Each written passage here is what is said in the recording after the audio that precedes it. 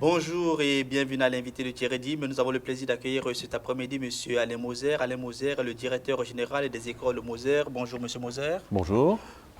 L'école Moser est une école privée. La première question qui me vient à l'esprit aujourd'hui, ça sert à quoi encore une école privée en Suisse? Alors c'est une bonne question, ça sert à beaucoup de choses. Il y a pratiquement 14 000 enfants scolarisés dans le privé à Genève, donc c'est un poids très important. C'est un attrait clair pour les multinationales, les organisations internationales qui cherchent aussi pour leurs ressortissants, pour leurs employés, une alternative à l'école publique aujourd'hui qui est de très bonne qualité aussi. Mais les écoles privées offrent des alternatives pour des parents, soit expatriés, soit des Suisses aussi, qui veulent autre chose pour leur enfant. Alors, la grande question aujourd'hui que beaucoup de gens se posent, c'est l'inadéquation entre les programmes qui sont souvent donnés dans des écoles et la réalité du monde du travail.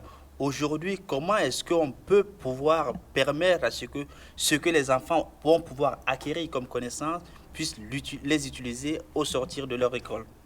Alors la problématique, elle n'est pas directement liée à l'enseignement privé et à l'école obligatoire ou post-obligatoire, mais c'est une indication des fois plutôt entre le monde universitaire et le monde du travail.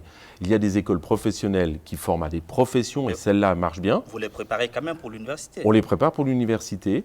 À partir de là, il est clair que les compétences sociales aujourd'hui, la capacité d'intégrer une équipe, le travail collaboratif, la solidarité, le partage des savoirs et, bien entendu, l'utilisation efficace des nouvelles technologies et des outils qui vont être indispensables demain dans le monde du travail. Et c'est ça aussi que l'école doit permettre aux élèves de développer, pas uniquement des savoirs académiques, mais aussi des compétences sociales et une capacité de s'intégrer.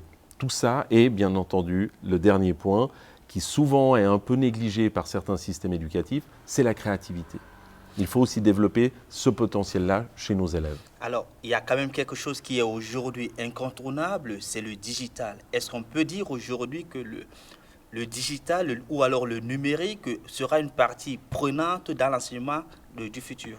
Alors clairement, aujourd'hui, les universités, par les MOOCs, sont en train de développer des cours en ligne pour renforcer les compétences des jeunes étudiants sur certains domaines. L'école Moser a été pionnière dans ce domaine et l'est toujours en Suisse romande, avec une plateforme de e-learning qui s'appelle Mathieu Online, qui aide les élèves avec un autre support online pour réviser, approfondir ses cours et tout. Oui, donc c'est incontournable et je pense que les écoles sont toutes en train de se poser des questions. Alors, ont-ils les réponses?